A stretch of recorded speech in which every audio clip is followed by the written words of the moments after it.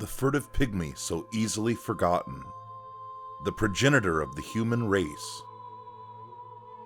After the advent of fire, out of the darkness came the pygmy. Near the first flame, the ancestor of man found the dark soul.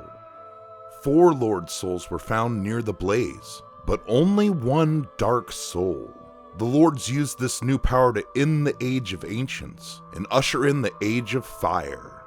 But what of the dark soul?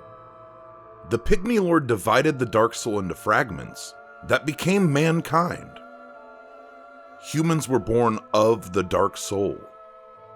But your progenitor found a 4th, unique soul, the dark soul. Your ancestor claimed the dark soul and waited for fire to subside.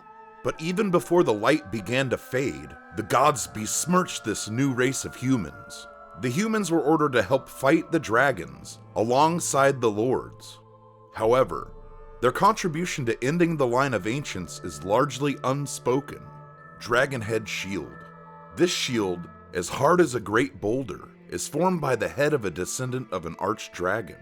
The Ringed Knights, by command of the gods, stood amongst the ranks who set out to slay the dragons, but their contributions were never lauded. In truth, Gwyn seems to take advantage of humans, and at some point links the first flame, cursing the descendants of the Dark Soul with undying. Straight sword wielded by the Ringed Knights, the arms of early men were forged in the abyss, and betray a smidgen of life. For this reason the gods cast a seal of fire upon these swords, and those who possessed them. Gwyn linked the first flame in order to preserve the age of fire.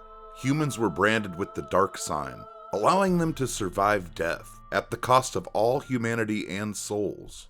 The lost humanity is seemingly siphoned to feed the first flame.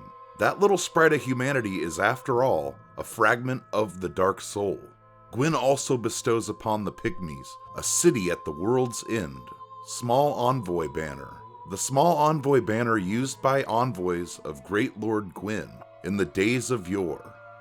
For the Pygmies who took the Dark Soul, the Great Lord gifted the Ringed City, an isolated place at the world's end, and his beloved youngest daughter, promising her that he would come back for her when the day came.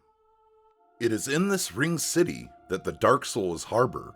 The Pygmy Lords that bear the Dark Soul gather there to protect it. Although they feigned allegiance for Gwyn, the humans remaining in the Ringed City subtly despised the gods, the hood of the Ringed Knights. These knights don abyss-tainted black cloth, with layer upon layer hiding their eyes. This was nothing less than an attempt to reveal that which the Seal of Fire had occluded, a subtle defiance of the gods' wishes. Despite the efforts of those gods, darkness creeps across the lands. The first flame's plume, which was initially brilliant, is now but a smolder.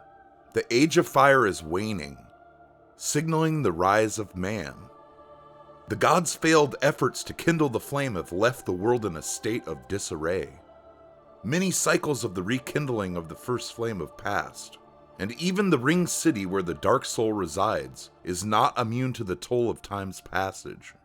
The Pygmies' attempt to halt the flow of time had failed. Filianor is awoken from her slumber, and time has still passed. Blood of the Dark Soul that seeped from the hole within Slave Knight Gale, used as a pigment by his lady in Ariendo to depict a painted world. When Gale came upon the Pygmy Lords, he discovered that their blood had long ago dried, and so consumed the Dark Soul. It is believed that using the blood of the Dark Soul as pigment would allow the creation of another world. Soul of Slave Knight Gale. The red-hooded, wandering Slave Knight Gale sought the blood of the Dark Soul as pigment for the painted world. But Gale knew he was no champion, that the Dark Soul would likely ruin him, and that he had little hope of safe return. Through this new painted world, perhaps humanity could escape the curse of hollowing and the cycle of dying fire. Life and death could exist together once again. Thanks for watching, have fun, and stay safe, my friends.